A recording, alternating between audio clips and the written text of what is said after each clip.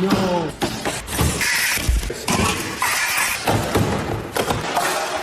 Baby, little. Can't steer my.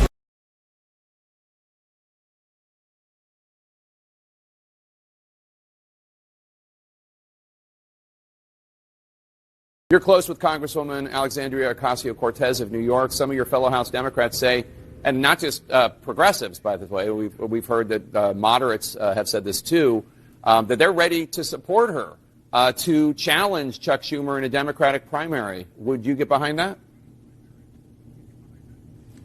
That's 4 years from now.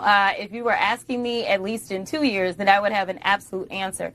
But I can tell you that there are a lot of people that are watching his leadership in this moment. This is the moment. We don't even know what elections will look like in 4 years, if we will have elections. And so I definitely think that younger, fresher leadership may be something that many of us, not just depending on what part of the spectrum you're on, but many Americans may be looking for, especially in the state of New York. How to take on the Republicans is a big topic of discussion among Democrats.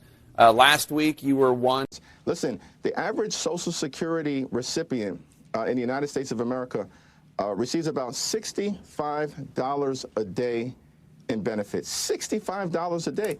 Elon Musk, in his contracts with the government, the federal government, gets about $8 million a day. If they were really interested in waste, fraud, and abuse, they would start there. But they're not. So they're going after grandma and grandpa and people who rely on Medicaid in order to see a doctor. It's scandalous. And that's why we're going to continue to strongly oppose it. Leader Jeffries. You know, Hakeem Jeffries did a great job bringing the House Democrats together. All but one voted to not give a blank check to this president. And then it goes to the Senate. For the first 24 hours, they seem to be on board, and then all of a sudden, there's this change. What happened in the 24-hour period, I'm not sure. But nobody should be blaming Hakeem Jeffries for that. So when I say, you see people saying, well, we need new leadership. Jeffries played it by the rules. He played the game the way it ought to be played. And somehow he got blindsided. Well, let's talk then about the elephant in the room. There has been reporting about mumbling within the caucus about the possibility, an appetite for primarying Senator Schumer. Are you hearing those same whispers? Do you think that is the conversation Democrats should be having right now? I'm not saying that Democrats should be having that conversation, but I do know this. The Democrats some Democrats are having that conversation. I've heard that before I left our retreat. As you know, the House Democrats were in retreat this past weekend, out in Lansdowne, Virginia. And yes, there was a lot of discussion going on there, especially when word got out that there was a big change in the 24 hours. We went into that convention solidly in support of what we had done, what we thought was the Democratic way of going forward for the next several days. And then all of a sudden we started getting word that no, there's been a reverse of course here. And sure, that disappointed a lot of people and a lot of discussions are going on. But I want people to keep focused on the real issue here. And that is bringing this democracy in full bloom for our children and grandchildren.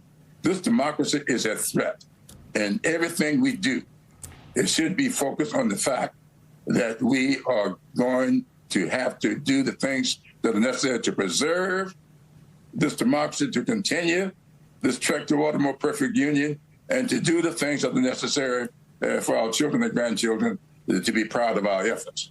Right now, I'm not too sure that we're in that place. Don't tell me this is about consistency. Don't tell me that this is about a condemnation of anti-Semitic remarks when you have a member of the Republican caucus who has talked about Jewish space lasers. The sun's just about to come up. I think it's time now to get serious. Well, for one person, time to put the memes and TikToks down, because today we're going to talk about something that might actually require a little bit more focus and a lot less filters. It's a new day. Alexandria Ocasio-Cortez. Time to step up as a leader. That's right. We're pushing pause on the digital dance-off to spotlight a real congressional shuffle that could stir the pot in a huge way. AOC. There's a leadership vacuum. A Schumer-sized hole. Because, let's face it, well, Chuck's been at it so long, you'd think he was auditioning for a Lifetime Achievement Award. Rather than driving progressive change, he's just different. And with Nancy Pelosi stepping back, AOC, there's a leadership gap wide enough to drive a Green New Deal through. Come on, New York's own powerhouse should be ready to take the reins. Why? Because when the Dems need a spine, who better than a Bronx-born battler? And AOC's never shied away from a Capitol Hill brawl. Illegitimate! The sun's up. Doge did not exist 2 years ago. 19-year-olds were not raiding the Treasury 2 years ago. And even Trump and Fox News are unlikely cheerleaders of Ocasio-Cortez. It's a kicker. It's true. Trump and his Fox News cronies just can't stop running the AOC fan club, eyeballing her non-stop. I was like, why are you so obsessed with me? Heard you talking about AOC. AOC is AOC who can waltz in anyway. You have someone like AOC. They fear her like a vegan fears a barbecue. Why? I tell you, she's got the guts to call out the MAGA crowd's bluff and do it more than a viral tweet or X that hits harder than a $2 steak. She is there calling it as it is. And in front of reporters, Representative Yoho called me, and I quote, a fucking bitch. These are the words that Representative Yoho levied against a congresswoman.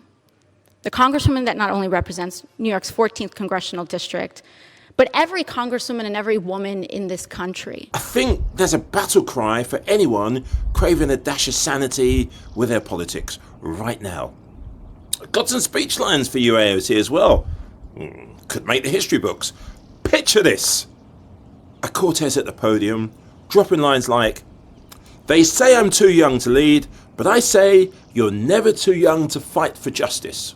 Or, in a world of political dinosaurs, it's time for a meteor. It's the kind of rhetoric that doesn't just make headlines or trend, it can make history. But why AOC? I'll tell you why. In my opinion, from an outside looking in, she's got guts, grit, and glamour. And that will work. AOC should lead because unlike some, she don't come to play politics, she comes to change the game. That is absolutely unacceptable. How dare you attack the physical appearance of another person? Are your feelings hurt? Her words down. Aw. Oh, girl, baby girl. Oh, really? Don't even play. Baby girl.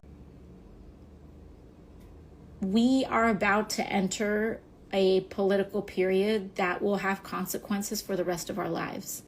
You know, while others tiptoe around billionaire donors, AOC is out there proving you can stand for something and not just fall for anything. She's like our mums, daughters, sisters, wives, all in one. A one-woman powerhouse who's been schooled in Congress on how to turn policy into action while making it look, she makes it look so easy. More than a walk in a park. It's just, look at her after the Dems lost the election. She didn't shy away. So as the Dems look for a new champion, it's clear AOC isn't just another politician. She's a movement. She defends. Look when she defended Crockett against Marjorie Taylor Greene. If the Dems want to keep up, they better start running. I think this Bronx bomber is not going to slow down for anyone. So there you have it. That's my call, folks. Call to arms, or rather a call to lead. AOC, the ball's in your court. And frankly, it's like a slam dunk. Don't tell me because I didn't get a single apology when my life was threatened. Thank you.